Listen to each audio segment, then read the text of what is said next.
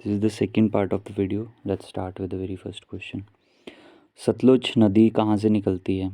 तो सतलुज नदी जो है वो मानसरोवर से आती है। हिमाचल प्रदेश में किस नदी बेसिन में अधिकतम जल शक्ति क्षमता है? सतलुज में है। रेणुका बांध किस नदी पर प्रस्तावित है? तो गिरी। पब्बर नदी का उद्गम स्थान चांसल चोटी। पब्बर की बात हो रही, पब्बर चांसल। सतलुज नदी हिमाचल प्रदेश के किस जिले में सर्वप्रथम प्रवेश करती है? किन्नौर में। बाणगंगा किस जिले में बहती है? कांगड़ा में। चंद्र और बागा तांडी में मिलती है, इनका संगम होता है। जल राशि की दृष्टि से हिमाचल प्रदेश की सबसे बड़ी नदी चिनाब है। पौंग बांध का निर्माण किस नदी पर किया गया है? ब्यास पे। वैदिक काल में किस नदी को पुरुषनी के नाम से जाना जाता था? रावी। ग्लेशियर निर्मित भांदल व तंतागिरी धाराएं, इम्पॉर्टेंट है। भांदल व तंतागिरी धाराएं जो है किस नदी का निर्माण करती है रावी का। ब्यास नदी किस स्थान पर मैदानी भाग में प्रवेश करती है? मिर्थल में। ठीक है। यमुना नदी का उद्गम किस राज्य में है? सो उत्तराखंड में है ये। ब्यास नदी किस स्थान पर पूर्व से पश्चिम की ओर बहती है? पूर्व से पश्चिम की ओर। सो इंदौरा व मिर्थल के बीच में। सुकेती किसकी सहायक नदी है? ब्यास की। अर्जिकिया किस नदी का वैदिक नाम है? ब्यास का ही। हिमाचल प्रदेश को छोड़कर मिर्थल के पास कौन सी नदी मैदानों में प्रवेश करती है? तो ये ब्यास है। कांगड़ा जिले का पौंग बांध किस नदी पे बना है? ब्यास पे। ब्यास नदी का संस्कृत नाम विपाशा है। अर्जिकिया भी इसका वैदिक नाम है। लाल नदी किसे कहते हैं? तो लाल नदी है सतलुज। सतलुज नदी मानसरोवर से निकलकर हिमाचल प्रदेश में कितना मार्ग तय करती है? सतलुज की बात हो रही है। 320 किलोमीटर्स ट्रैवल करती है। मानसरोवर से आती है और हिमाचल में मतलब कितना मार्ग करती है? तो 320 किलोमीटर्स। ब्यास नदी का उद्गम किस दर्रे से होता है? तो रोहतांग दर्रे से होता है। ब्यास नदी हिमाचल प्रदेश में कितना मार्ग तय करती है? 256। 320 करती है सतलुज, ब्यास करती है 256। पब्बर नदी का उद्गम स्थान कौन सी झील है? तो पब्बर जो है चंद्रनाहन, जो कि शिमला में। हिमाचल प्रदेश में रावी नदी कुल कितना मार्ग तय करती है? रावी करती है 158। 256 करती है ब्यास, 158 करती है रावी। सैंज, तीर्थन और मलाना आदि खड्डे जो है प्रवेश के किस जिले में हैं? तो ये कुल्लू में है। सैंज, तीर्थन, मलाना। हिमाचल प्रदेश में चिनाब नदी का प्रवाह क्षेत्र कितने किलोमीटर है? चिनाब की बात हो रही है तो 122 किलोमीटर। हिमाचल प्रदेश की सबसे पूर्वीय नदी कौन सी है? यमुना। यमुना नदी का पौराणिक संबंध किससे? सूर्य से। गिरगंगा किसकी सहायक नदी है? यमुना की। पब्बर, टॉन्स भी यमुना की है। पब्बर किसकी सहायक नदी है? यमुना की। पब्बर भी यमुना की है। यमुना नदी के स्थान पर हिमाचल प्रदेश से निकलकर हरियाणा में प्रवेश करती है? तो ताजेवाला उसका नाम है जगह का, हरियाणा में जहाँ जाती है, ताजेवाला। गिरगंगा के स्थान पर यमुना नदी में विलय होता है? तो गिरगंगा का जो है रामपुर घाट में होता है। टॉन्स नदी के स्थान पर यमुना नदी में विलय होती है? तो ये खोदरी है, उस स्थान से यमुना हिमाचल प्रदेश में प्रवेश करती है।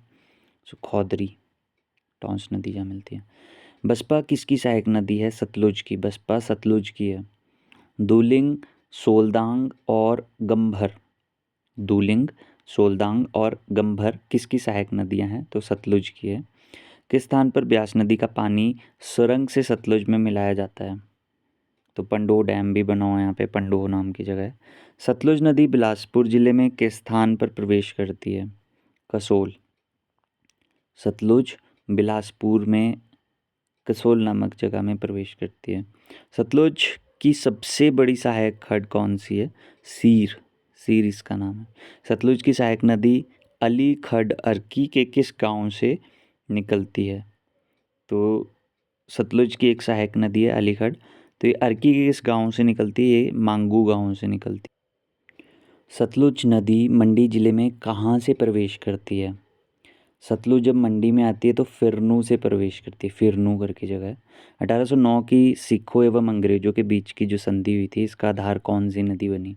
सतलुज बनी है। ठीक है, अंग्रेजों और सिखों की जो संधि हुई थी, इसका आधार सतलुज नदी बनी है। न्यूगल, फौजल, मलाना, सरवारी, ये कुनाहा और मान किसकी सहायक नदी हैं? तो ये ब्यास की है। न्यूगल, फौजल, मलाना, सरवारी, कुनाहा और मान ब्यास की सहायक नदी हैं। देहर, चक्की, ऊहल, सुकेती और बाणगंगा ब्यास की सहायक नदी हैं ये भी। तो ये सारी जितनी हमने पढ़ी अभी, न्यूगल, फौजल, मलाना, सरवारी, कुनाहा, मान, देहर, चक्की, ऊहल, सुकेती, बाणगंगा, ये सब जो हैं ब्यास की सहायक नदियाँ हैं। ब्यास नदी किस स्थान से कांगड़ा जिले में प्रवेश करती है? संधौल से। संधौल से करती है। मंडी में तो ये फिरनू जगह से करती है एंटर, और कांगड़ा में जो है ये संधौल नाम की जगह से एंटर करती है। ब्यास नदी किस स्थान से मंडी जिले में प्रवेश करती है? बजौरा। तो ये क्या है? अच्छा, वो सतलुज करती, sorry, I was wrong there. Sutlej नदी जब मंडी में करती है एंटर तो वो करती है फिरनू से। सतलुज, फिरनू, लुआरा, नुआरा, ठीक है। और जब हम ब्यास की बात करते हैं तो ब्यास जो है वो करती है बजौरा। इसको हम मैप में देखेंगे, वहाँ से क्लियर हो जाएगा। सैंज नाला किस स्थान पर सतलुज में मिलता है? सैंज नाला जो है ये लारजी जगह की नाम पड़ती है। लारजी हाइड्रो पावर प्रोजेक्ट भी है, ठीक है, और टनल से पहले पड़ता है ये। तो मंडी और कुल्लू के बीच, मतलब मंडी की बाउंड्री पे ही बोल सकते हैं इसे। तो सैंज नाला किस स्थान पर सतलुज में मिलता है? लारजी में। चिनाब नदी लाहौल से निकलकर किस स्थान पर चंबा जिले में प्रवेश करती है? तो चिनाब नदी जब लाहौल से निकलती है तो वो चंबा में भुजिंद करके जगह है, वहाँ से मिलती है, प्रवेश करती है, एंटर करती है। चिनाब नदी चंबा से निकलकर कश्मीर घाटी में किस स्थान में प्रवेश करती है? तो जब ये चंबा निकलती है चंबा से तो इस संसारी नाला, संसारी नाला करके जगह है, वहाँ से प्रवेश करती है कश्मीरी घाटी में। हिमाचल प्रदेश की किस नदी में सोना पाया जाता है? तो चिनाब में पाया जाता है। भागा नदी किस स्थान पर जास्कर नदी से मिलती है? भागा नदी जो है ये जास्कर से दारशा नाम की जगह पे मिलती है। रावी नदी किस स्थान पर चंबा जिले को छोड़ के अन्य राज्य में प्रवेश करती है? तो खैरी करके जगह है, खैरी से ये जो है एग्जिट मारती है चंबा से। चीरचिंड, सियूल, बुड़िल और टुंडा बजलेड़ी ये किसकी सहायक नदी हैं? चिरचिंड, सियूल, बुड़िल और टुंडा बजलेड़ी ये रावी की है सहायक नदियाँ। स्पीति नदी किस स्थान पर सतलुज में मिलती है? तो स्पीति नदी सतलुज में खाब नाम की जगह पे मिलती है। खाबों में मिल रही है भाई, स है स्पीति नदी और सतलुज। हिमाचल प्रदेश के कौन से क्षेत्र में विविध प्रकार की फसलें उगाने की दृष्टि से पर्याप्त वर्षा होती है? तो ये चंबा और कांगड़ा में अच्छी खासी बारिश हो जाती है कि आप यहाँ पे फसलें उगा सकते हो अच्छी। हिमाचल प्रदेश में सर्वाधिक वर्षा वाला क्षेत्र कौन सा है? तो धर्मशाला है, कांगड़ा में ही पड़ता है। हिमाचल प्रदेश के किस जिले में सबसे कम वर्षा होती है? तो स्पीति में सबसे कम होती है। हिमाचल प्रदेश के किस जिले में उच्चतम वर्षा होती है? कांगड़ा में होती है। हिमाचल प्रदेश में वर्षा का औसत क्या है? तो 1600 मिलीमीटर। धर्मशाला में औसतन वार्षिक वर्षा 3400 मिलीमीटर। हमने जब औसतन एवरेज की बात की तो 1600 है, अदरवाइज धर्मशाला में जिसमें सबसे ज़्यादा होती है 3400 मिलीमीटर इधर बारिश होती है। अब बात करते हैं स्पीति की, तो यहाँ पे औसतन वर्षा, वार्षिक वर्षा जो होती है वो 50 मिलीमीटर होती है, सबसे कम होती है, तो 50 इधर होती है। 1600 एवरेज है हिमाचल की और 3400 जिसमें आपकी कांगड़ा में, धर्मशाला में होती है। किस क्षेत्र में कम वर्षा होती है? तो उच्चतर हिमालय में सबसे कम होती है। हिमाचल प्रदेश का सबसे बड़ा ग्लेशियर हिमानी जिसको बोलते हैं कौन सा है? तो बड़ा शिगड़ी है। शिगड़ी का मतलब ही ग्लेशियर होता है। बड़ा शिगड़ी क्या है? ये हिमनद है, हिमनद उसी को बोलते हैं ग्लेशियर को। बड़ा बंगाल ग्लेशियर से कौन सी नदी का उद्गम होता है? तो रावी का होता है, बड़ा बंगाल से।